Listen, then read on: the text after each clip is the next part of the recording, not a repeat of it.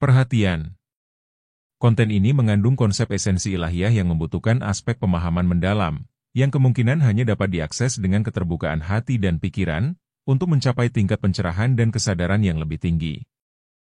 Assalamualaikum warahmatullahi wabarakatuh. Salam sejahtera untuk kita semua. Rahayu, namaste, om, swastiastu, namo buddhaya, salam kebajikan dan sehat untuk kita semuanya. Dan malam hari ini kita kedatangan Dok Des, Dr. Yo Hasan. Kita malam hari ini akan bicara tentang ilusi waktu. Apa itu waktu? Kenapa disebut ilusi? Nah ini pasti banyak hal-hal yang akan membuat kita jadi mind blowing, pengetahuan yang akan membuat kita jadi semakin tahu tentang waktu. So, tidak berpanjang lebar lagi. The stage is yours. Silakan, Dok Des. Ya, selamat malam, salam sejahtera, Om Swastiastu, Namo Buddhaya, Mimikuti Pipikuti Pam. Yang terakhir salamnya Minion. Salamnya Minion itu harus saya. Salamnya Minion. Mimikuti Pipikuti Pam. Oke. Ya, beberapa kali ini kan sudah manggung tampil di webinar bareng Mas Abu Marlo ya. Sekarang pakai nih Slytherin. Apa kabar Dok? Sehat Dok? Baik, alhamdulillah, puji Tuhan. Masih di sana? Masih di Jepang? Kenapa? Bagaimana? Udah pulang di mana lagi? Di mana lagi? Oh, kirain udah pulang. Mencari sesuap nasi. Oke. Betah Dok di Jepang Dok? Apa? Betah di sana? Bukan masalah betah atau tidak, ini masalah hidup dan penghidupan. Oh, oke. Oke Dok. Oke. Anyway, gimana? Waktu tuh kenapa disebut ilusi tuh? Boleh diceritain gimana sih Dok? Karena saya tidak membahas soal sirkadian ya. Kalau dalam tubuh kita itu memang ada ritme sirkadian. Sirkadian itu ritme tubuh kita itu ya. Tapi ritme tubuh kita itu yang harian itu juga nggak persis 24 jam sih gitu ya. Tidak persis 24 jam. Mundur sedikit beberapa menit ya. Tiap orang berbeda. Makanya itu meskipun orang itu bangun secara rutin gitu ya. Misalkan Mas Abu deh. Mas Abu kalau hari ini bangun jam 5, besok ya jam 5 gitu. Jadi jam 5 itu adalah siklus biologi kita itu, siklus biologi. Jadi kalau hari ini bangun jam 5 lebih 10 menit itu, besok jam 5 pagi lebih 10 menit melek itu. Tapi tetap ngantuk, ada perasaan ngantuk itu. Jadi satu siklus sirkadian manusia ini juga enggak 24 jam persis, tetap telat beberapa menit. Ya bukan hanya manusia, semua binatang dan tumbuhan itu ya. Dan tumbuhan siklus biologi itu ada, tapi ilusi waktu itu memang tidak berhubungan langsung dengan siklus sirkadian ini. Kenapa waktu itu jadi ilusi bagi manusia? Karena sebetulnya apa yang kita lihat itu bukanlah gambar real time apapun. Bukan gambar real time. Bukan real time. Oke. Misalnya, menarik nih. Misalnya kalau pagi waktu matahari terbit atau sore pada saat matahari terbenam, Mas Abu Marlo itu melihat ke cakrawala, melihat matahari. Itu bukan matahari sekarang yang dilihat, itu matahari 8 menit yang lalu. Yes. Ya. Itu matahari 8 menit yang lalu. Kenapa? Karena cahaya itu memerlukan waktu 8 menit dari matahari untuk mencapai mata kita yang ada di bumi. Karena jaraknya matahari itu adalah 8 menit cahaya gitu ya. Jadi cahaya itu menempuh waktu dari matahari ke bumi itu 8 menit baru nyampe. Jadi yang kita lihat itu adalah matahari 8 menit yang lalu gitu. Ya, 8 menit yang lalu. Artinya semua yang kita lihat ya tidak real time karena perlu cahaya merambat dari objek itu menuju mata kita. Perlu waktu gitu. Ya. Sementara kan kita terbiasa bahwa yang kita lihat sekarang itu ya yang kejadian sekarang gitu. Bahkan kalau kita melihat ada bintang, misalkan rasi bintang layang-layang kalau kita melihat, atau relatif bintang salib yang ada yang menunjukkan arah selatan gitu ya, arah selatan. Saat ini bintang itu tidak ada di situ sudah gitu. Ya. Karena memerlukan memerlukan tahun cahaya untuk mencapai mata kita gitu. Misalkan bintang di luar matahari ya, selain matahari, bintang paling dekat dengan matahari adalah Alpha Centauri gitu ya. Proxima 2 itu, Proxima 2 Centauri itu jaraknya kira-kira 3,3 tahun cahaya gitu. Jadi bintang Alpha Centauri yang kita lihat, Proxima Centauri yang kita lihat itu adalah Centauri 3,4 tahun yang lalu gitu ya. 3,4 tahun yang lalu gitu ya? Iya. 3,4 tahun yang lalu. Jadi yang kita lihat itu bukanlah real time. Sedekat apapun, nih misalnya ini gitu, memerlukan waktu dari kaleng ini ke mata saya. Karena cahaya itu memerlukan waktu merambat, dipantulkan dari sini. Ya kalau dekat gini kan cahaya itu kan kecepatannya 3 kali 10 pangkat 8 meter per detik ya itu ya. Jadi kalau misalkan dari Malang ke Jakarta itu cahaya itu bolak-balik 300 kali itu 1 detik gitu ya. 300 kali. Sehingga apa yang kita lihat sekarang itu adalah bukan yang kita lihat yang sesungguhnya sekarang. Jadi ada delay dari apa yang kita lihat sampai ke mata kita. Oke. Itu kita berbicara mengenai cahaya ya. Belum lagi bahwa waktu itu relatif itu. Ya kalau kita bicara tentang teori relativitas umum itu, bahkan waktu itu bisa dibelokkan. Ya karena kalau secara fisika waktu ini hanyalah satu dari 11 dimensi yang ada di alam semesta gitu ya. Alam semesta raya itu dibentuk oleh 11 dimensi. 11 dimensi. Ada 10 dimensi ruang dan 1 dimensi waktu. Ini penjelasan ini ada dalam kalau mau baca ada di M teorinya Stephen Hawking, atau sebelum M teori itu string teori, bahwa ini dunia alam semesta raya ini itu terus kemudian dibentuk oleh 11 dimensi. Ada 10 dimensi ruang dan 1 dimensi waktu.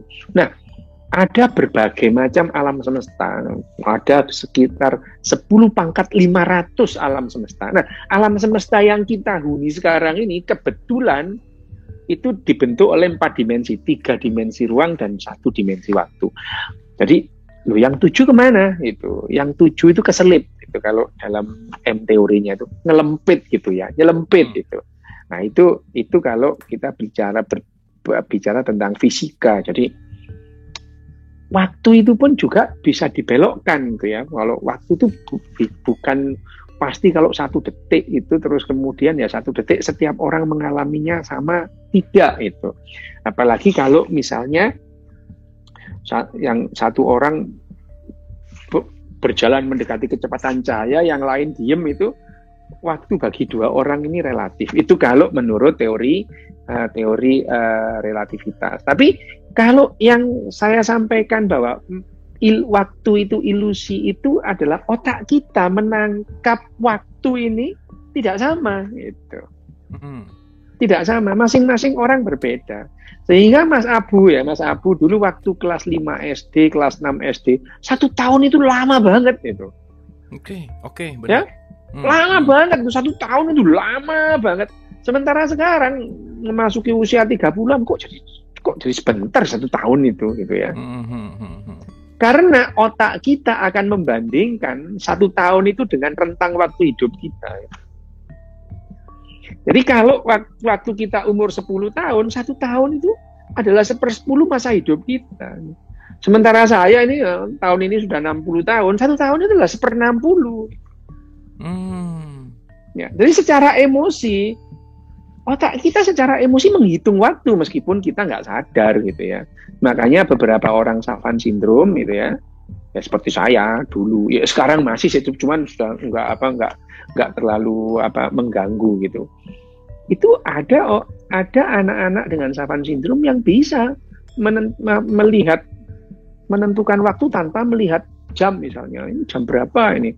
Jam 20 lebih 4 waktu Indonesia bagian Barat. Itu enggak usah lihat jam itu. Itu gitu? Anak dengan itu Savant syndrome namanya. Jadi jangan kaget gitu. Ada anak kecil Savant syndrome, autisme biasanya ya 50% Savant syndrome itu dibarengi dengan autisme.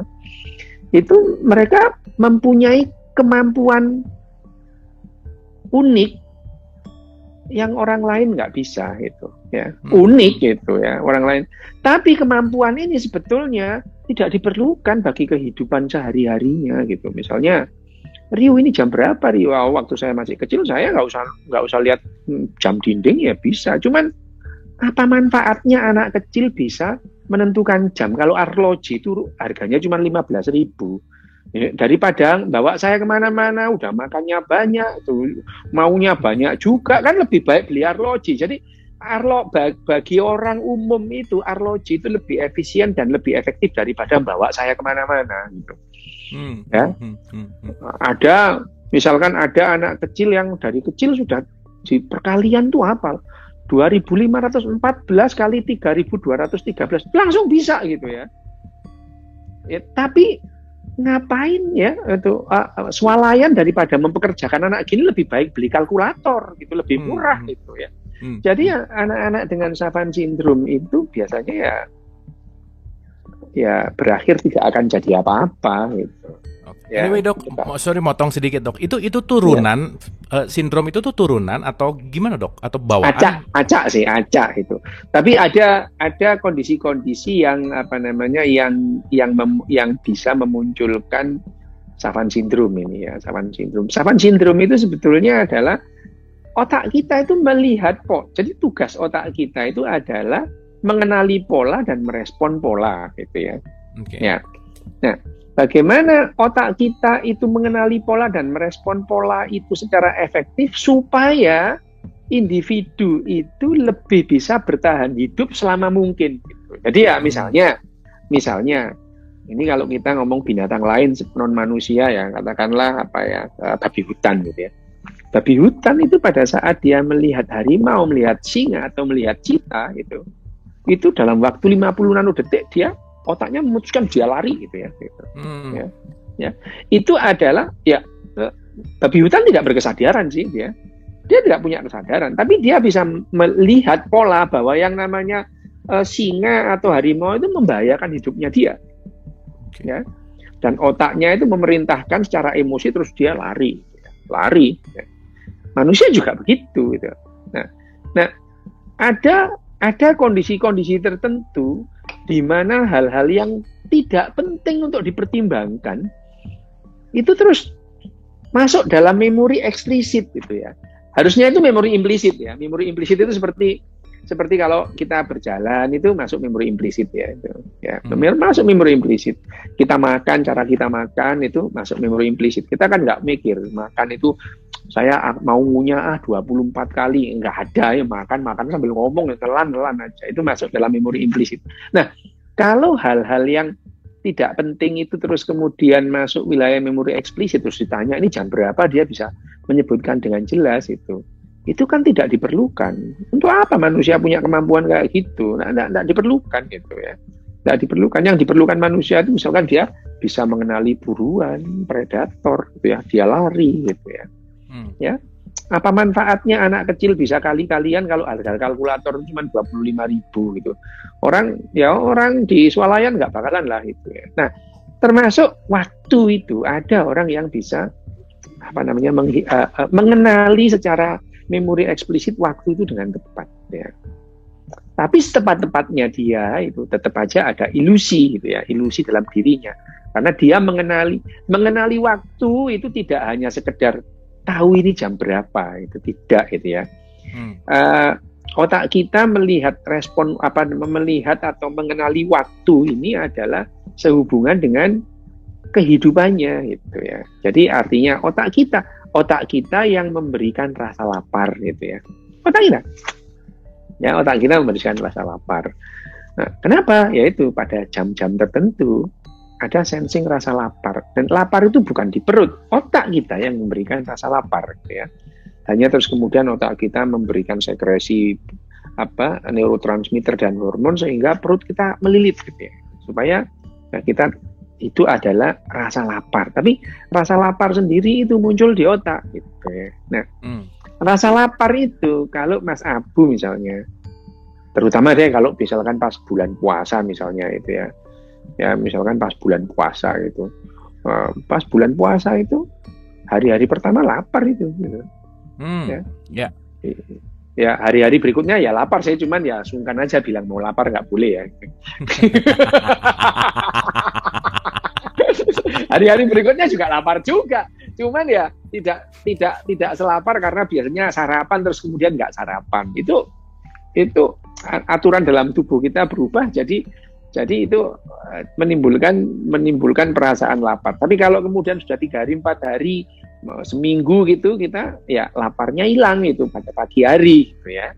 Laparnya jadi pada saat sahur itu, karena sudah makannya adaptasi gitu, mengenali adaptasi. Otak kita mengenali lingkungan dan merespon lingkungan itu. Nah, waktu itu sendiri bagi otak betul-betul tidak sama tiap orang melihatnya.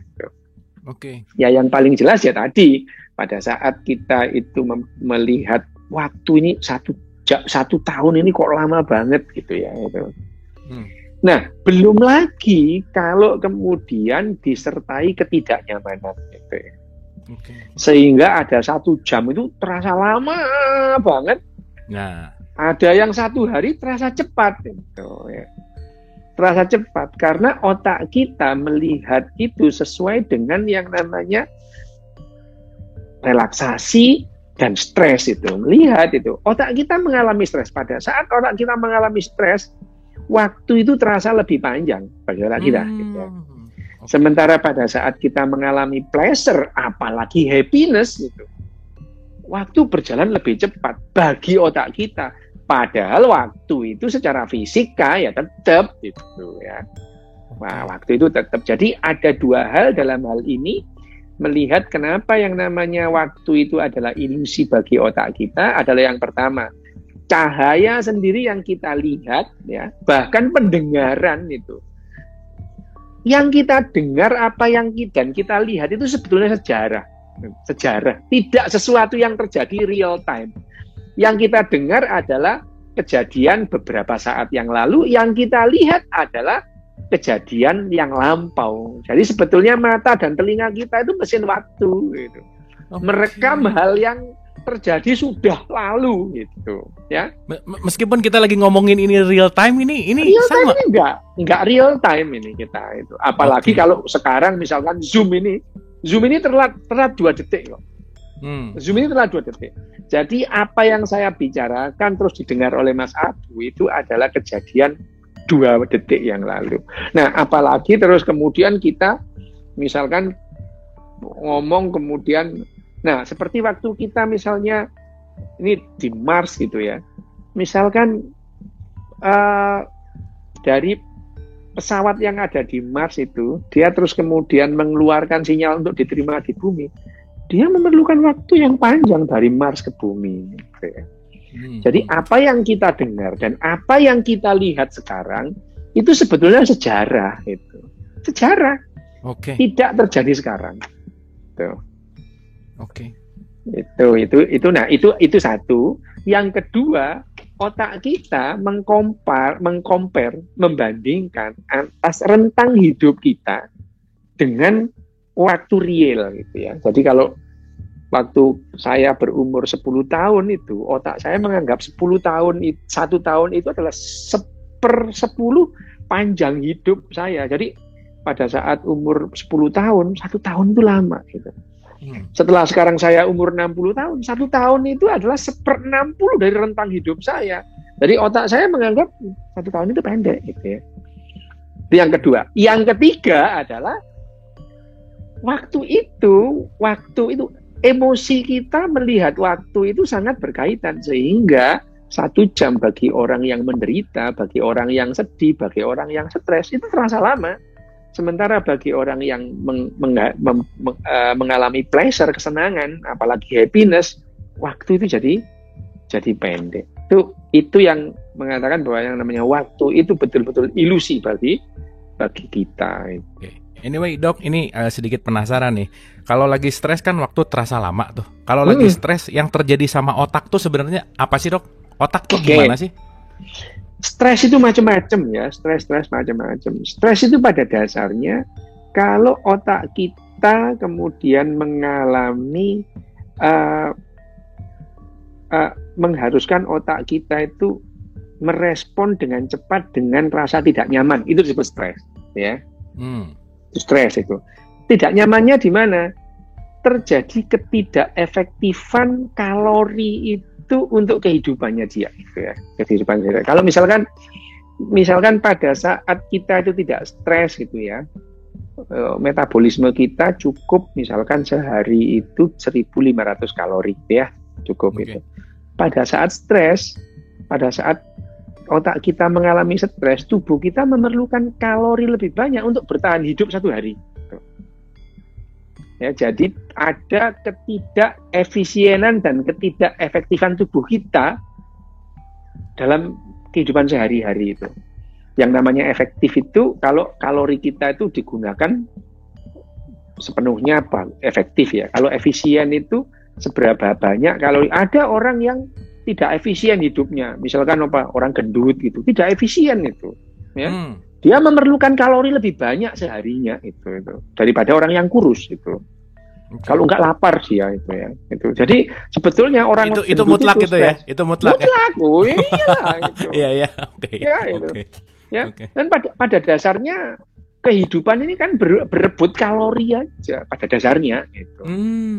Pada dasarnya kita perang itu juga berebut kalori gitu. Nah, kalau sekarang itu satu Homo sapiens, satu manusia ini rata-rata menghabiskan 300.000 kalori setiap harinya. 300.000 kalori setiap harinya. Ya, mobil itu kan perlu panas, itu kalori, berapa kalori itu menjalankan mobil gitu. Lampu ini kan perlu energi, kalori juga itu, ya. Kita makan ya kalori juga itu. Terus kalau kita masak itu, nyalakan kompor itu apinya juga kalori. Jadi rata-rata manusia itu menghabiskan 300.000 kalori sehari. Nah, tapi untuk tubuh kita 1.500 sampai 2.000 kalori sudah cukup gitu ya, pada umumnya. Tapi pada orang-orang yang gendut ya nggak cukup gitu. Dia bisa menghabiskan 4.000 kalori sehari ya, gitu. Nah, ini soal kalori. Nah, yang disebut stres tadi pada saat tubuh kita itu memerlukan kalori lebih banyak dari biasanya gitu. Stres namanya. Dan stresnya itu yang terjadi di otak memacu tuh. Jadi apa? Yang dipacu adrenalin gitu ya. Orang stres tuh pacu adrenalin, asetilkolin gitu ya. Itu terus kemudian membuat yang hidup itu jadi tidak efektif dan tidak efisien. Itu yang namanya stres. Oke. Jadi kalau orang stres tuh berarti dia kekurangan kalori, butuh kalori lebih gitu intinya, Dok. Mengkonsumsi kalori lebih banyak daripada saat dia tidak stres. Lebih banyak, oke. Jadi itu Ya. Enggak, Dok.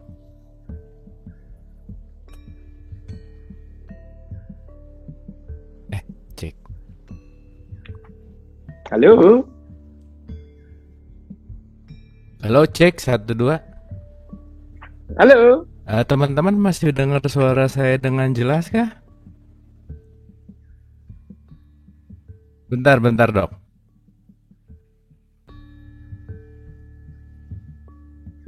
Suara saya? Suaranya Mas Abu putus-putus. Oh ya, sebentar.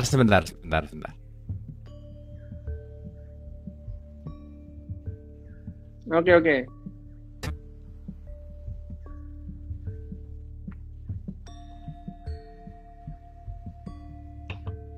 Bentar ya, ini agak delay sedikit kayaknya ke sananya. Ngomongin Ya, ini ya, ilusi waktu jadi ini. delay.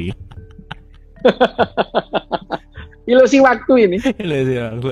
Oke dok, saya balik lagi ke pertanyaan stres karena ini berkaitan sama waktu gini. Kan apa namanya? Ada yang bicara bahwa time will healing gitu. Pada akhirnya waktu yang akan menyembuhkan gitu kan. Berbicara waktu, ada waktu untuk menyembuhkan gitu. Nah, kalau nggak ada kesadaran pun kan, bos. Padahal ya itu tadi dia nggak ngerasa nggak stres gitu. Bisa memungkinkan nggak kira-kira? Ya istilahnya apa, waktu akan menyembuhkan itu ya enggak sih mas. Yang benar itu waktu akan membunuhmu gitu. Waktu itu akan membunuh kita. Cepat atau lambat kita akan mati. Gitu ya. Oh, itu lebih sadis lagi. Ya. Iya, waktu akan membunuhmu. Tidak ada yang namanya waktu akan menyembuhkan, itu tidak itu. Kalau sakit memang ya. Kalau sakit misalnya sakit-sakit tertentu itu bisa merupakan self-limiting disease ya. Sakit yang sembuh tanpa diobati itu ada self-limiting disease itu. Waktu akan mengobati, misalkan itu sakit hati gitu, itu juga itu akan sembuh sendiri itu. Tapi ada juga orang dendam seumur hidup itu ya ada gitu. Nah tapi yang namanya waktu akan menyembuhkan itu aja, menghibur diri itu. Nanti yang betul adalah waktu akan membunuhmu. Tapi kalau misalnya disebut waktu itu menyembuhkan, ya tidak. Itu misal kalau sakit itu yang menyembuhkan ya obat gitu. Kan nggak ada virus mati didoain, itu kan nggak ada. Kasih antivirus mati, bakteri didoain mati nggak bisa gitu. Kasih antibiotik mati gitu. Jadi ya apalagi waktu itu, meskipun bakteri ditunggu ya mati sendiri, dia kayak kita juga itu karena dia kehidupan gitu. Memang kita itu perlu membuat narasi-narasi yang menghibur itu untuk membohongi diri. Narasi menghibur. Tapi ini ada komentar keren dok. Kalau saya lagi stres, makan lebih banyak dari biasanya katanya dok. Kalau orang stres makan lebih banyak, bener nggak sih dok? Iya betul, karena pada saat stres dia memerlukan kalori lebih banyak. Betul gitu. Pada saat stres orang itu akan memerlukan kalori lebih banyak. Ya makanya dia jadi makan lebih banyak, wajar itu. Stres makan lebih banyak wajar.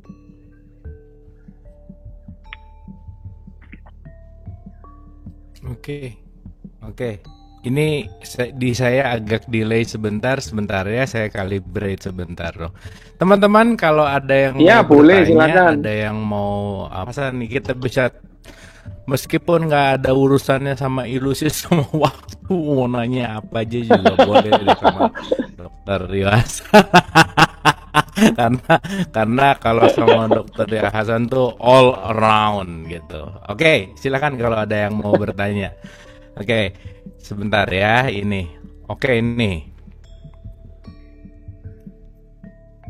dok, ada pertanyaan dari Andrew yang berupa kenangan, atau hidup pada masa depan yang berupa impian, atau hidup pada masa kini yang saat ini berupa kesadaran.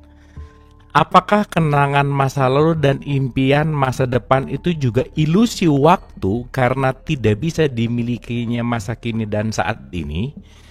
Apakah masa kini dan saat ini itu adalah nyata, bukanlah ilusi karena hidup dengan kesadaran efek pada bahagiakah atau menderitakah? Terima kasih. Wah, ini dalam nih pertanyaannya. Silakan, Dok. Wah, ini yang namanya sebetulnya yang namanya hidup itu ya konsekuensi aja gitu ya.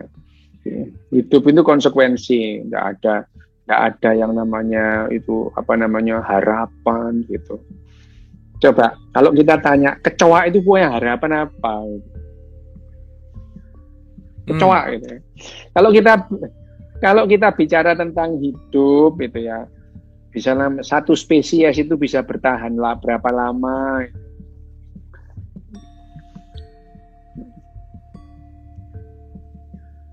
Halo, kok enggak hilang suaranya? Mas Abu, halo. Ya, lanjut aja, Dok. Lanjut aja, Dok. Lanjut aja. Silakan. Oke ya. Oke. Jadi yang namanya hidup itu ya, kalau kita melihat hidup itu ya dengan segala macam ciri-ciri kehidupan. Ya. Bahwa yang namanya hidup itu misalnya apa ciri-ciri kehidupan? Satu, dia bisa mengelola atau bisa tubuh dia itu, organisme itu bisa membentuk atau menyediakan sumber energi bagi kehidupannya. Terus kemudian dia juga bisa mengelola sampah dari hasil metabolismenya. Dia bisa merespon lingkungannya dengan cepat atau lambat. Terus ya ciri kehidupan yang lain adalah dia bisa mati gitu. Jadi kalau nggak bisa mati itu ya namanya nggak hidup gitu. Itu adalah kehidupan. Nah, sementara otak kita itu berkembang secara berbeda dengan otak binatang-binatang yang lain gitu ya. Misalnya kita menganggap bahwa yang namanya malam itu siang itu lebih terang daripada malam itu. Karena mata kita dan penglihatan kita melihat cahaya siang itu adalah lebih jelas bisa kita lihat daripada saat malam. Itu berbeda dengan binatang-binatang malam. Binatang malam itu kalau melihat dengan jelas justru pada saat malam hari gitu ya. Jadi panjang gelombang dan frekuensi cahaya malam itu bagi binatang-binatang malam itu terang namanya gitu ya. Bahkan kalau siang itu gelap bagi dia, nggak bisa lihat gitu. Jadi itu pun kita melihat bahwa yang namanya gelap dan terang itu adalah ilusi sebetulnya itu. Gelap dan terang itu adalah kondisi sekunder bagi kita. Kondisi primernya apa? Cahaya itu. Ada panjang gelombang cahaya tertentu yang membuat kita bisa melihat lebih jelas frekuensi tertentu, panjang gelombang tertentu. Sementara binatang-binatang yang berbeda itu menangkap sebagai sesuatu yang kelihatan jelas itu bukan yang sama dengan manusia gitu ya. Sehingga yang disebut gelap dan terang itu kondisi sekunder, bukan berarti kan kalau terang itu karena ada cahaya. Ya. Lah dikira kalau malam itu nggak ada cahaya, ya ada itu ya. Cuman frekuensinya dan panjang gelombangnya berbeda. Banyak cahaya yang tidak bisa dilihat oleh mata kita gitu ya. Mata kita itu hanya bisa melihat panjang gelombang antara cahaya merah dan cahaya ungu gitu ya. Mejiku hibiniu yang panjang gelombangnya berbeda-beda itu ya. Kalau kemudian panjang gelombangnya itu frekuensinya di bawah warna merah, namanya sinar inframerah, itu nggak bisa lihat mata kita itu. Di atasnya sinar ultra ungu juga nggak bisa lihat, padahal cahaya itu ada dalam kita sehari-hari. Sinar gamma itu ada itu ya. Ini sinar sinar radioaktif itu setiap saat ada, cuman kita nggak bisa lihat, mata kita tidak bisa melihat panjang gelombang dari cahaya yang di luar antara merah dan ungu ini. Di luar ini kita nggak bisa lihat itu ya. Jadi artinya yang kita lihat pun juga beda dengan yang dilihat orang lain gitu, apalagi dengan binatang lain. Jadi waktu misalnya malam dan siang ini pun itu sangat relatif bagi binatang malam seperti jaguar atau harimau. Kebanyakan harimau itu binatang malam, dengan manusia yang binatang siang gitu. Nenek moyang mamalia ini binatang malam. Itu yang menjelaskan mamalia itu 80% lebih adalah binatang malam. Kebetulan aja kita berevolusi jadi binatang siang gitu ya. Karena pandangan kita berevolusi menerima cahaya siang itu sebagai sesuatu yang terang. Sementara gelap itu kita kesulitan melihat pada saat malam hari. Jadi bukan berarti malam hari itu adalah kegelapan itu. Ya karena manusia melihat malam sebagai gelap gitu. Banyak binatang yang melihat malam itu terang benderang gitu. Sementara siang gelap bagi dia, matanya nggak bisa lihat gitu. Itu pun menjelaskan bahwa sebetulnya malam dan siang itu juga ilusi. Gelap dan terang itu adalah ilusi. Karena itu adalah kondisi sekunder, kondisi primernya adalah cahaya yang datang itu tadi. Sama, panas dan dingin itu adalah kondisi sekunder. Kondisi primernya adalah kalor itu. Misalnya kalor yang membuat panas. Manusia ini 100 derajat Celcius panas bagi dia. 60 derajat Celcius panas bagi manusia itu ya. 0 derajat atau minus atau 10 derajat di bawah 0 itu dingin bagi manusia. Tapi bagi penguin ya nggak apa-apa gitu ya. Jadi artinya itu kondisi kok kita itu seringkali menganggap kondisi-kondisi sekunder itu sebagai suatu fakta, kenyataan atau realita, padahal itu adalah kondisi sekunder gitu. Dari misalkan panas dingin itu adalah kondisi sekunder dari adanya kalor gitu. Kalau kalor mutlak gitu ya. Untuk menaikkan satu gram air ya, 1 gram air menjadi 1 derajat Celcius lebih tinggi diperlukan 1 kalori gitu. Jadi kalau misalkan ada 10 cc air gitu ya, untuk menaikkan 10 cc air menjadi 1 derajat lebih 1 derajat Celcius lebih tinggi memerlukan 10 kalori. Itu yang diukur. Tapi panas dan dingin menurut manusia itu adalah kondisi sekunder. Misalkan ada orang yang menganggap 16 derajat Celcius, nih orang-orang Jepang ini kalau sudah 18-19 itu sumuk, mereka itu panas. Orang Indonesia kedinginan 18-17 derajat Celcius. Sementara kalau kemudian orang Indonesia datang ke Jepang itu ya 11 derajat Celcius itu sampai sekarang itu masih pakai jaket rangkap 3 ya. Ilusi karena tidak sama yang dirasakan tiap orang, apalagi tentang masa lalu. Masa lalu kita itu, kalau kita mengingat gitu ya, misalnya Mas Abu itu mengingat-ingat apa yang terjadi 5 tahun yang lalu pada saat Mas Abu datang melakukan pertunjukan di panggung itu yang diingat Mas Abu sekarang itu tidak sama persis dengan apa yang terjadi 5 tahun yang lalu, nggak sama gitu. Karena pernah juga ya dalam forum bersama Mas Abu ini, memori kita saat ini itu bergeser setiap saat ya. Dan dalam waktu 1 tahun, memori manusia itu bergeser 50% itu. Kenapa demikian? Karena misalnya pada saat Mas Abu saya tanya, Mas Abu, pada saat Mas Abu ikut itu pertandingan master itu ya itu ya. Pada saat hari pertama itu apa yang dilakukan Mas Abu ya, kan? Sekarang Mas Abu akan mengingat-ingat kejadian itu. Kejadian 6 tahun yang lalu misalnya. Nah, pada saat seminggu lagi gitu, Mas Abu dengan saya tanya yang sama, Mas Abu, yang dilakukan pada saat hari pertama mengikuti pertandingan antar master bukan? Ingatan Mas Abu, otak Mas Abu tidak kembali ke 6 tahun yang lalu, tapi kepada hari ini yang saya tanya. Jadi otak kita itu kembali kapan terakhir kita mengingat-ingat itu. Itu yang terjadi sehingga memori manusia itu dalam waktu 1 tahun rata-rata bergeser 50%. Nah, yang ditanyakan masa lalu itu kalau kita mengingat itu tidak real. Gitu. Kenapa? Otak kita memaintain atau membuat tetap otak kita nyaman dengan menghilangkan memori-memori yang tidak enak. Gitu. Sehingga meskipun kehidupan kita itu perlu dengan perjuangan yang berat, kalau kita mengingat-ingat lebih banyak yang yang kita ingat-ingat daripada yang gak enak. Gitu. Ya itu jadi itu adalah salah satu faktor penentu kebahagiaan gitu ya. Bahwa salah satu faktor penentu kebahagiaan itu adalah seberapa bisa otak kita itu melupakan hal-hal yang tidak enak. Dan proses apa yang menghilangkan memori-memori tidak nyaman itu?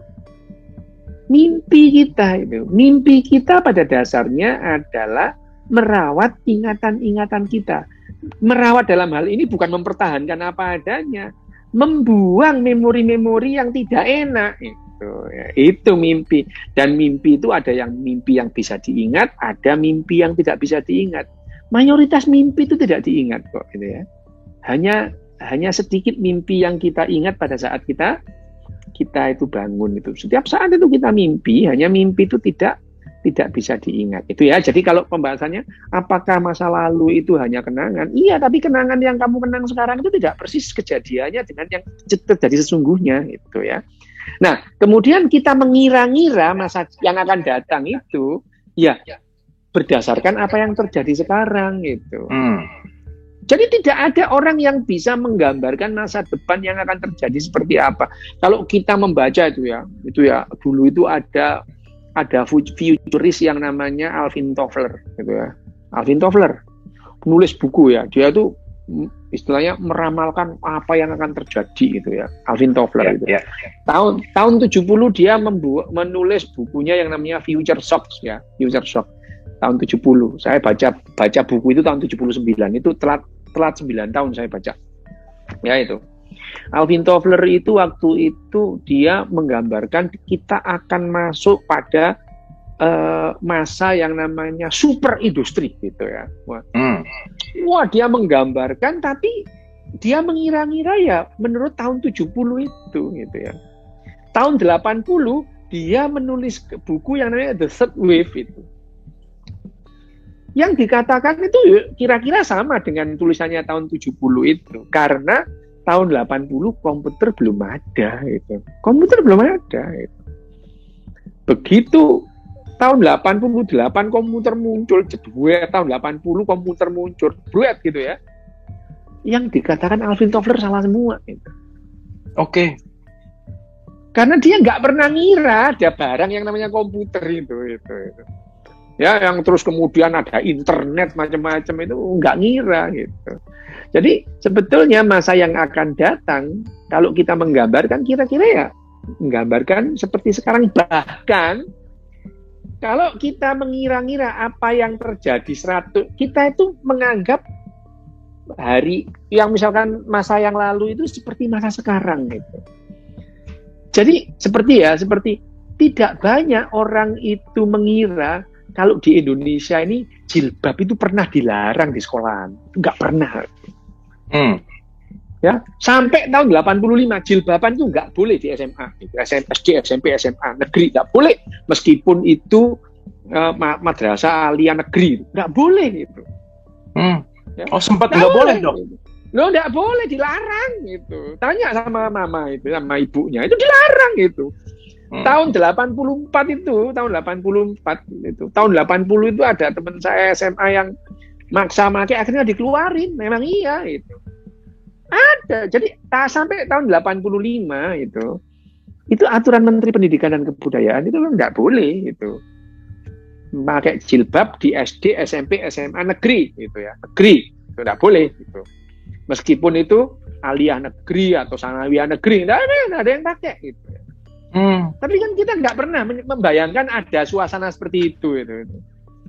Ya, sekarang malah yang nggak pakai dikeluarkan ya, itu dikeluarin itu ya. Sama, menurut saya sama-sama noraknya sih, nyuruh melarang-larang sama wajib-wajibkan itu sama noraknya itu. Ya, jadi kita tidak pernah membayangkan Indonesia itu pernah jilbaban itu dilarang di sekolahan, nggak pernah bayangkan. Kenapa? Karena yang kita lihat itu seperti sekarang itu. Jadi kita membayangkan bahwa tahun dulu itu ya gini itu. Kita tidak pernah, misalkan ya, Mas Abu mungkin tidak pernah membayangkan bahwa di Jawa itu pernah tidak ada rujak itu ya. Kenapa? Ya, jadi kita tuh tidak bisa membayangkan Gajah Mada itu nggak pernah makan sambal gitu. Kenapa? Loh, yang namanya cabai itu ditemukan oleh orang Eropa setelah Columbus mendarat di Amerika gitu. Membawa cabai dibawa ke mana? Ke Eropa dan ke Afrika, terus kemudian menyebar ke Cina sampai ke Indonesia. Jadi jangan dibayangkan yang namanya Raden Wijaya, Ken Arok itu nyambel, nggak ada capek waktu itu, gitu ya. Oh iya, oke. Ya, betapa otak kita itu gampang dibuat ilusi tanpa ada ilusionis macam Mas Abu Marlo ini, nggak usah itu. Jadi Corbuzier nggak datang, otak kita sudah mengilusi otaknya sendiri, gitu ya. Bahwa kejadian-kejadian masa lalu, masa sekarang, dan masa yang akan datang itu betul-betul otak kita memandang itu sesuai dengan emosi dan memori eksplisit yang terjadi saat itu, tidak menggambarkan yang sesungguhnya. Itu jawaban yang tadi itu panjang lebar jadinya, akhirnya panjang kali lebar sama dengan luas itu. Ya, tapi keren Dok, luar biasa, mantap Dok, asik, oke, mantap. Suara saya udah mulai oke ya sekarang? Udah mulai oke, ilusinya udah mulai bagus. Ini pakai backup soalnya. Ini ada pertanyaan. Oke, mudah-mudahan bisa menjawab ya sama siapa tadi, Mas Andrew Yogianto. Ini ada pertanyaan. Ya. Nah, ini ada pertanyaan menarik dari direct message, Dok. Pertanyaannya gini, Dok, kenapa saya merasa lebih bisa punya ide, merasa lebih kreatif ketika malam hari daripada siang hari. Jadi menuju subuh tuh lebih kreatif, lebih idenya keluar daripada siang-siang atau pagi-pagi. Ada apa dengan waktunya? Ada apa dengan otaknya? Kira-kira begitu, Dok? Kebetulan aja sih, gitu. Kebetulan. Ya, yang namanya sebetulnya yang disebut kreatif itu kan juga nggak ada tuh. Yang namanya kreativitas itu adalah kita itu menggabungkan beberapa hal yang ada menjadi sesuatu yang nggak sama gitu. Jadi kreatif itu sebetulnya misalnya Mas Abu ini ya, Mas Abu perform lah satu rutin atau jenis sulap itu kan. Ya. Tapi dasar-dasarnya kan ada duluan itu sudah itu. Ya. Mas Abu itu memodifikasi aja. Jadi kreativitas itu sebetulnya bagaimana yang namanya memori itu, memori yang ada di otak kita itu kita recall dengan cara yang berbeda dengan yang sebelumnya. Itu yang namanya kreatif. Dan itu betul-betul acak gitu ya.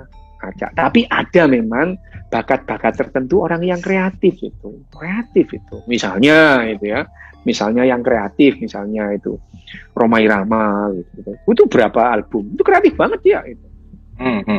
Ya meskipun kalau kita dengarkan itu ini sama banget ya sama Richie Blackmore gitu ya. Sama itu ya, misalkan itu ya, misalkan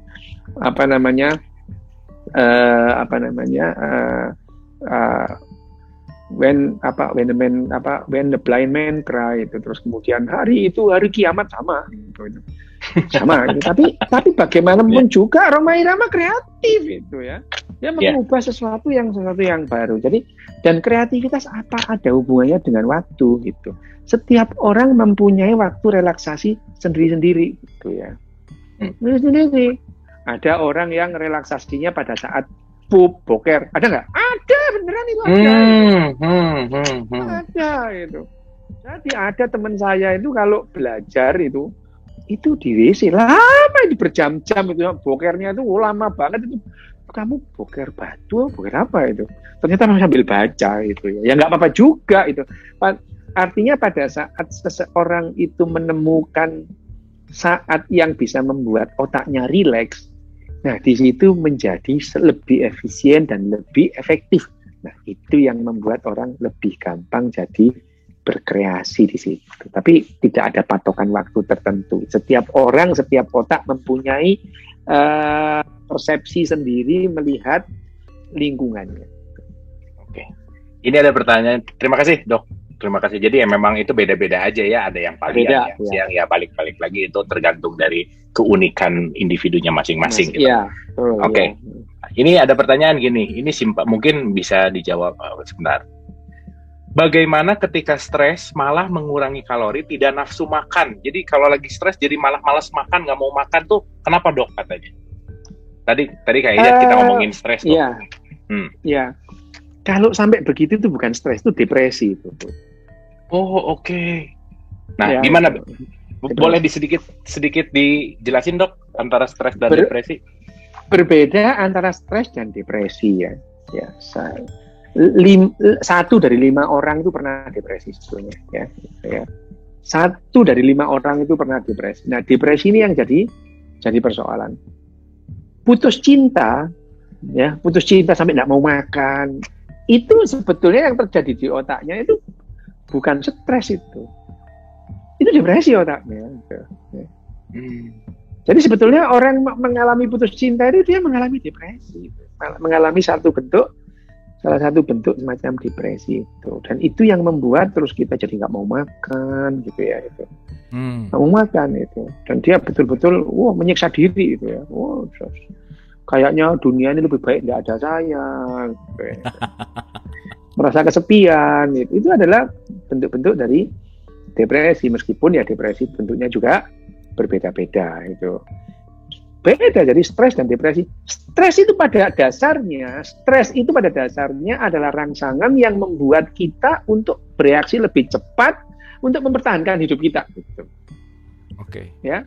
Jadi kalau misalkan seekor kijang atau seekor babi hutan tadi dia melihat ada singa atau harimau yang datang, stres otaknya, gitu ya. Stres otaknya terus kemudian memicu yang namanya kaskade adrenalin gitu ya. Nah, kaskade adrenalin itu yang membuat kita memerlukan kalori lebih dari biasanya ya. Jantung berpacu lebih cepat, kemudian otot menegang lari itu. Akhirnya stres itu sendiri sebetulnya pada dasarnya stres itu sendiri senjata bagi binatang untuk mempertahankan kehidupannya gitu.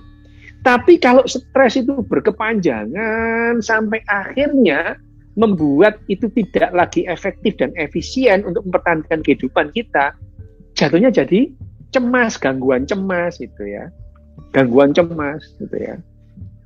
Berbeda dengan depresi sih gangguan cemas itu. Meskipun tanda-tandanya hampir sama gitu ya.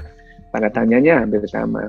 Jadi pada saat gelisah itu menjadi tidak lagi produktif itu, tidak lagi mempertahankan kehidupan manusia, itu yang menyebabkan gangguan kecemasan, dan gangguan kecemasan itu yang mirip dengan depresi tadi itu. Gangguan cemas, nggak bisa makan gitu ya, nggak bisa makan dia beneran itu, nggak bisa makan, nggak mau makan gitu ya.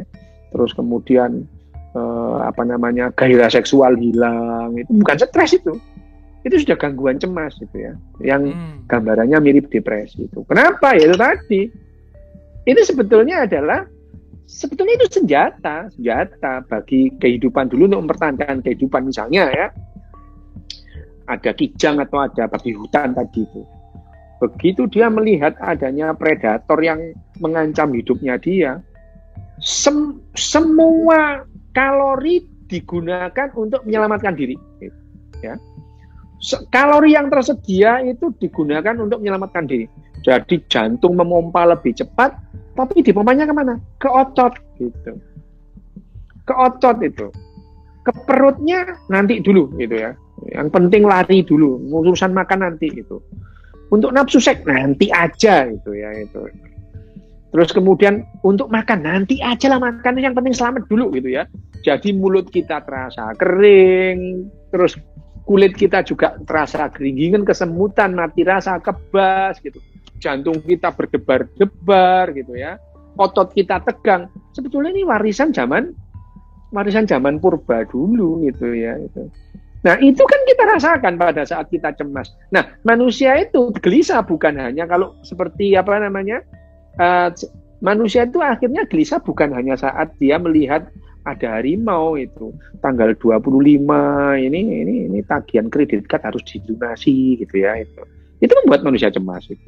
Nah, responnya juga sama, deg-degan, berdebar-debar, otot tegang, kaku, persis sama dengan babi hutan tadi itu ya itu persis sama itu, respon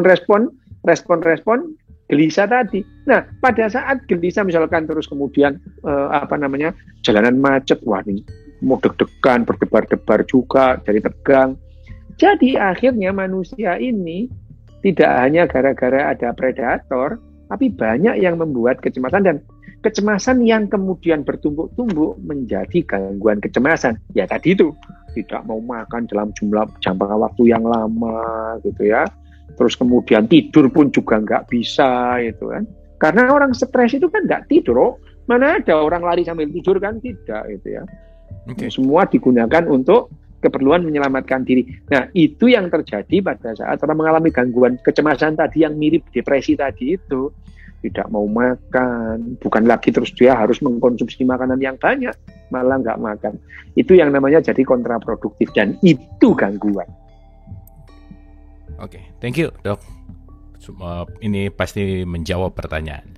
Ini sedikit dok tentang parallel universe. Boleh diceritain sedikit tentang parallel universe? Silakan. Parallel universe ini kan ada setelah yang namanya teori mekanika kuantum ini berkembang ya. Terus kemudian memang iya kalau dihitung-hitung secara matematika itu ada parallel universe itu ya itu. Dan parallel universe itu yang kemudian, nah ini spekulasi sih ini ya. Tapi itu dihitung-hitung memang iya gitu ya. Dihitung-hitung ada hitung-hitungan matematikanya. Jadi ini bukan karena mengkhayal tapi karena hitung-hitungan. Jadi di 10 pangkat 500 alam semesta. Jadi alam semesta kita itu satu di antara 10 pangkat 500 itu nolnya 500 loh itu ya. Jadi kalau kita ngitung seumur hidup aja nggak selesai itu. 1, 2 nggak selesai itu ya. Nah, itu jadi di alam semesta ini kalau hitung-hitungannya Stephen Hawking itu ada 10 pangkat 500 alam semesta gitu. Dan kita menghuni salah satu alam semesta itu kita itu ada. Nah di alam semesta yang paralel itu ada Mas Abu Marlow yang lain. Jadi ada ribuan Abu Marlow itu ada 10 pangkat 500 Abu Marlow di sana gitu. Dan kelakuannya beda gitu. Abu Marlow yang sama sih, tapi kelakuannya beda gitu ya. Nah ini sebetulnya ini mengancam doktrin keagamaan ini sebetulnya. Ini amalan Mas Abu yang mana yang dihitung ya gitu. Itu kan ada banyak. Nanti yang dihisab yang mana ya? Itu dia. Di sana ada Abu Marlow yang jahat, di sana ada Abu Marlow yang romantis, di sini ada Abu Marlow yang pesulap. Gitu. Banyak Abu Marlow itu ya. Nah, Oke. Itu yang namanya parallel universe. Tapi ya kita belum menemukan bukti. Tapi kalau misalkan itu hipotesa atau hitung-hitungan matematikanya ya kayak gitu ya. Itu dihitung gitu. Jadi di sana ada Abu Marlow. Jadi sebetulnya mekanika kuantum dan teori relativitas umum dan khusus itu adalah teori yang sangat mengancam doktrin-doktrin keagamaan. Tapi orang beragama lebih takut sama teori evolusi. Ilusi juga ini soalnya. Ilusi juga itu. Karena teori evolusi ini mengambil hal yang paling berharga bagi manusia. Benar. Nyawa. Bagi teori evolusi nggak ada nyawa itu mengganggu banget bagi manusia itu. Kan nyawa nggak ada ya dok ya? Ya itu ya kalau kita belajar biologi modern ini yang ilmu biologi modern ini berpegang atau berdasar pada teori evolusi gitu. Ya, biologi modern. Jadi kalau kita belajar biologi, ilmu biologi ya, pengetahuan ilmiah itu ya nyawa itu tidak ada. Loh, ini yang membuat manusia itu tidak nyaman itu. Ini milik manusia yang paling berharga itu. Milik manusia yang paling berharga itu. Ya, jadi manusia ini milik manusia yang paling berharga. Sebetulnya teori evolusi itu sederhana, ya. Yang fit, yang bertahan itu aja. Kalau tidak boleh dibilang membosankan, sederhana banget teori evolusi ini itu. Dibandingkan dengan teori relativitas umum khusus dan mekanika kuantum nggak ada apa-apanya. Itu yang mengancam itu. Misalkan waktu itu tadi relatif itu ya, relatif itu. Padahal ibadah manusia itu didasarkan pada waktu itu. Ya, jadi ya relatif, nggak usah sembahyang nggak apa-apa sebetulnya gitu ya itu ya. Ya. Tapi kan dosa dok. Ya kan itu lebih mengancam doktrin-doktrin keagamaan. ketimbang teori evolusi. Tapi teori evolusi itu mengambil hal yang paling berharga bagi manusia. Apa? Nyawa itu. Diambil itu, nggak mau. Jadi ya ini senator di Amerika itu selamatkan anak-anak tidak berdosa dari teori evolusi. Nggak ada yang bilang selamatkan anak-anak yang tidak berdosa dari mekanika kuantum. Nggak ada itu.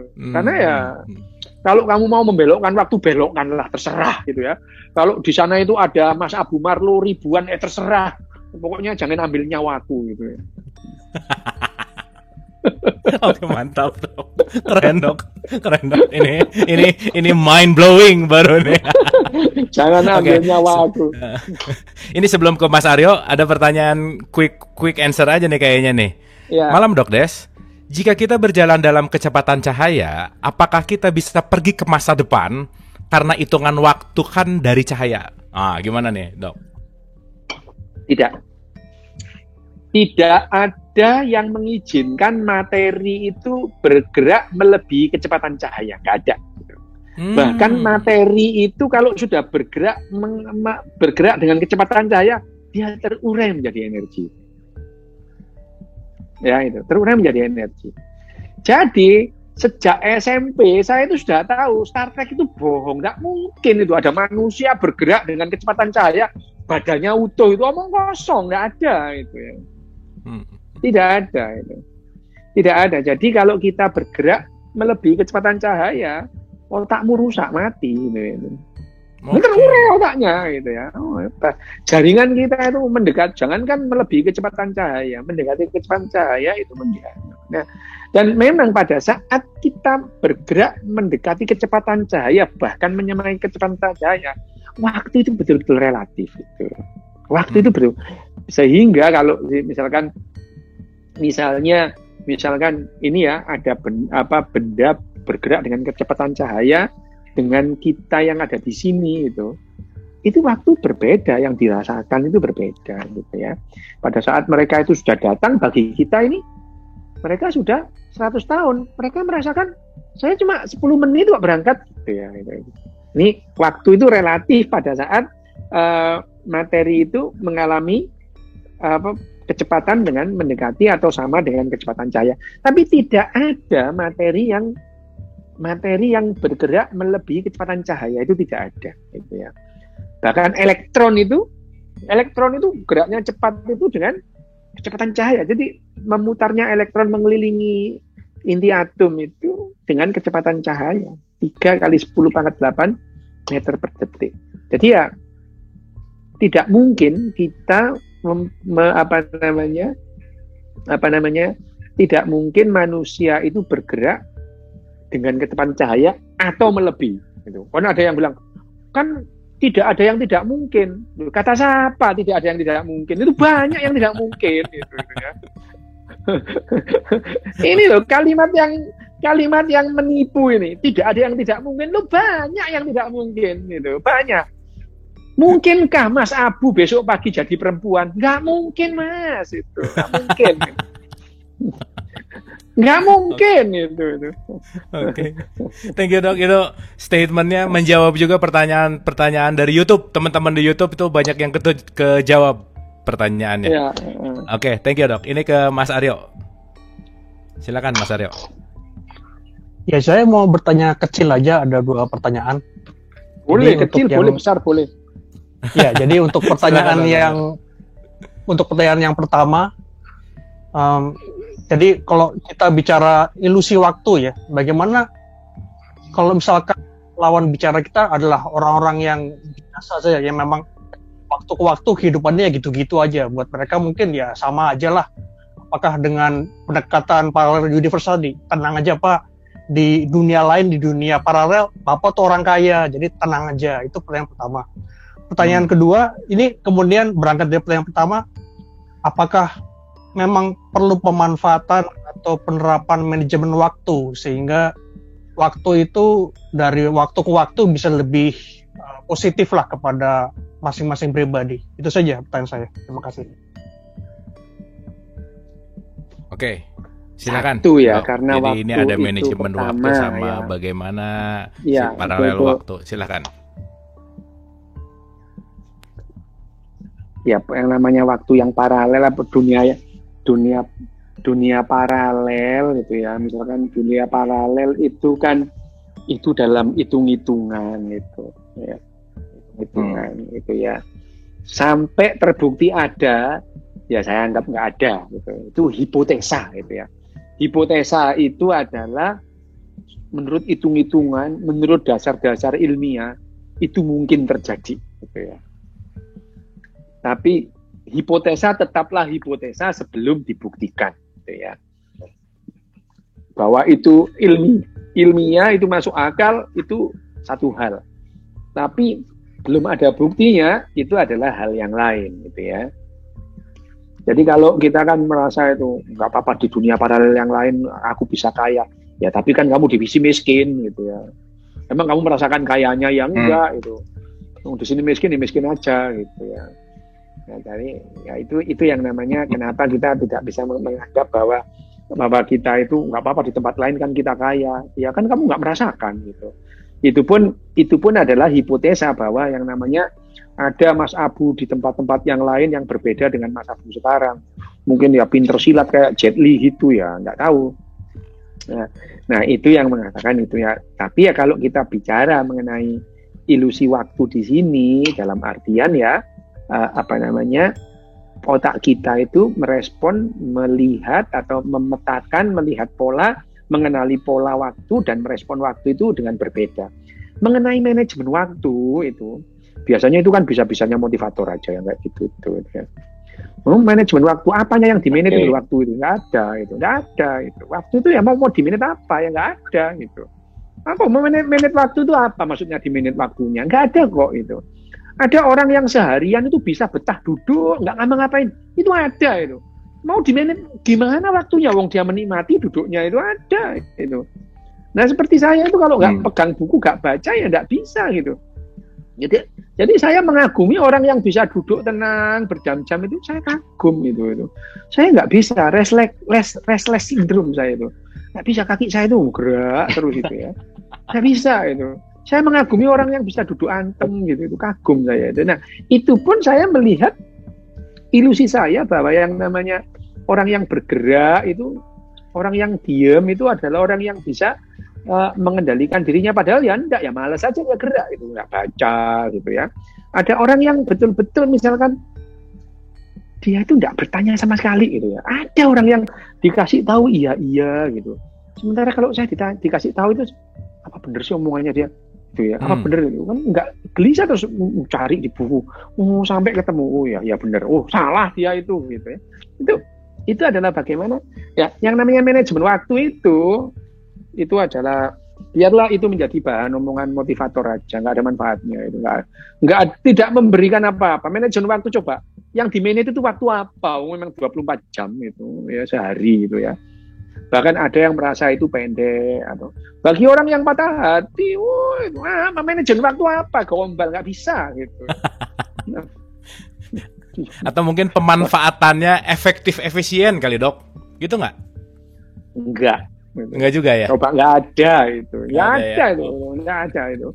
Kalau ada orang berubah yang namanya orang itu berubah perilakunya, melakukan sesuatu yang di luar kebiasaannya, itu perlu waktu latihan yang lama gitu ya, waktu latihan gitu. Nggak bisa orang itu mengubah kebiasaannya dia sehari-hari itu dalam waktu pendek. Wes gini aja wes itu. Suruh orang Indonesia itu buang sampah di tempatnya nggak bisa itu. Di manage gimana itu nggak bisa itu. Kecuali dilatih lagi dia mengikuti modul-modul pelatihan buang sampah itu ya itu. Kan nggak ada. Ayo kita mengikuti pelatihan buang sampah nggak ada. Yang ada itu pelatihan apalah yang nggak ada manfaatnya itu. Oke Dok, thank you.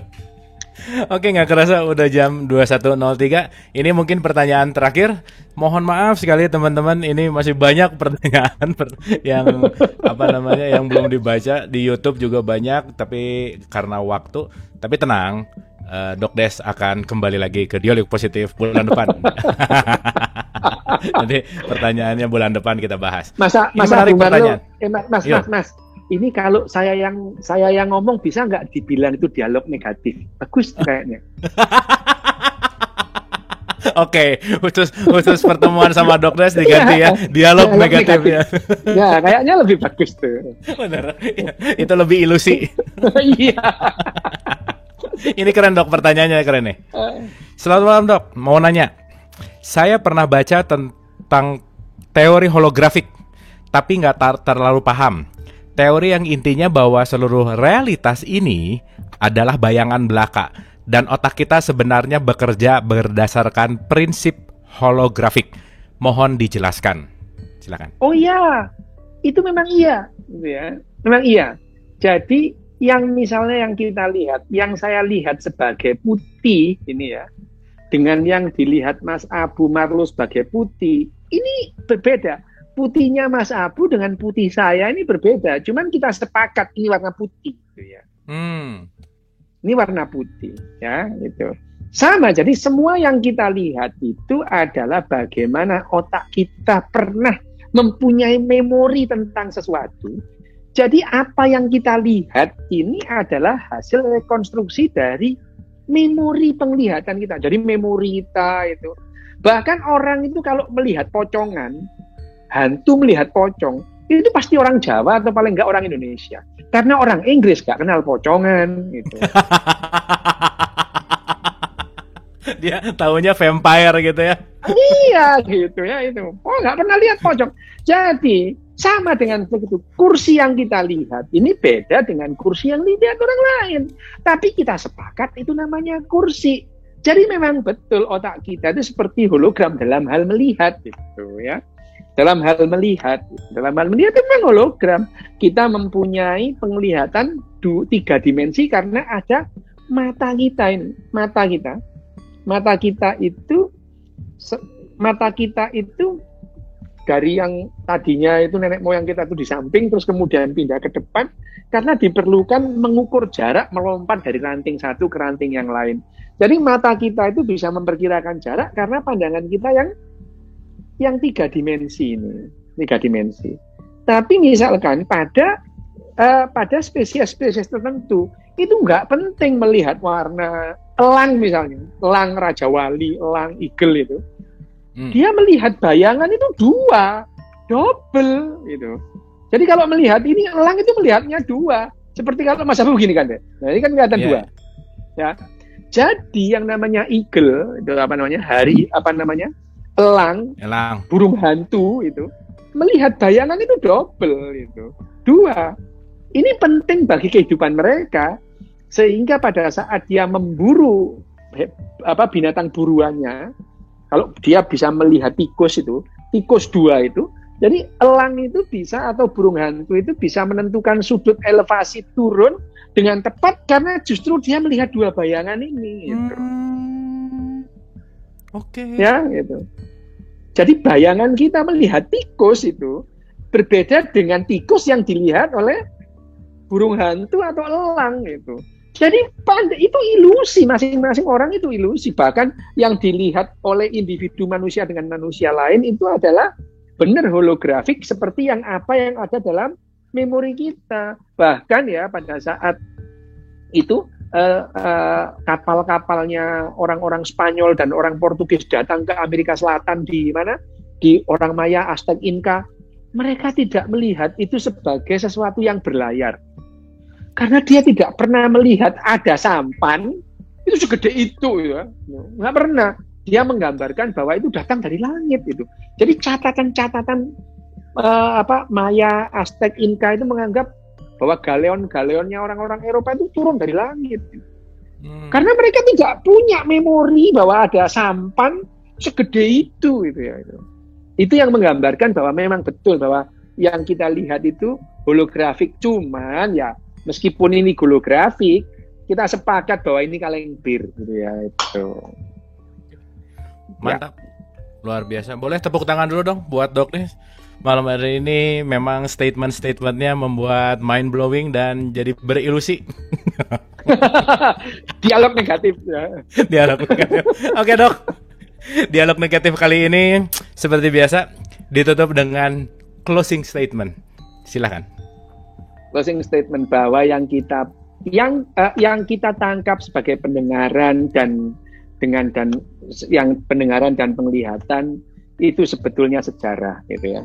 Dan itu yang mengatakan bahwa memang waktu itu betul-betul ilusi. Yang kita lihat sekarang, kita lihat saat ini sebetulnya tidak real time. Yang kita lihat dan kita dengar itu adalah masa lalu. Tapi realita apapun bagi manusia itu tidak penting-penting amat. Yang penting itu orang itu bisa mempertahankan hidup selama mungkin dan bisa lebih bahagia dan senang dalam jangka waktu yang lama. Oke, luar biasa. Mantap, tepuk tangan sekali lagi. Pokoknya Dok, jangan bosan-bosan. Spesial Dr. Rio Hasan ke dialog positif diganti jadi dialog negatif. Oke, thank you Dok. Oke, terima kasih. Sehat-sehat selalu. Sampai ketemu bulan depan. Oke, dengan berakhirnya closing statement tadi, menarik ya malam hari ini kita banyak tahu nih tentang waktu, tentang ilusi, tentang otak, tentang macam-macam dan asik deh pokoknya malam hari ini. Tapi yang paling penting, yang paling kena adalah waktu akan membunuhmu. Terima kasih. Mohon maaf lahir dan batin. Wabillahi taufiq wal hidayah. Assalamualaikum warahmatullahi wabarakatuh. Sampai ketemu besok.